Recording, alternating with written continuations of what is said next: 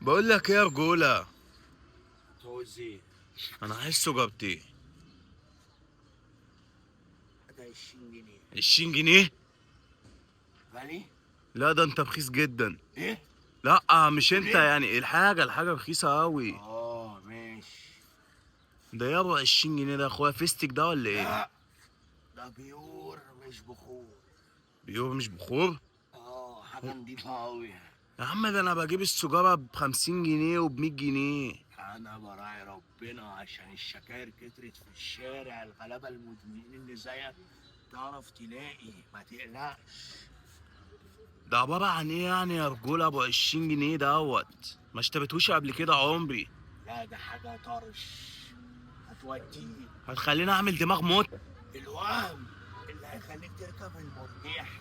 ده ازاي يعني يا اخويا؟ يبقى ده بقى مش بيور بقى. لا كده بايدي انا اللي عامله، حاجه انا ضامنها. ده عباره عن ايه ده يعني يا اخويا؟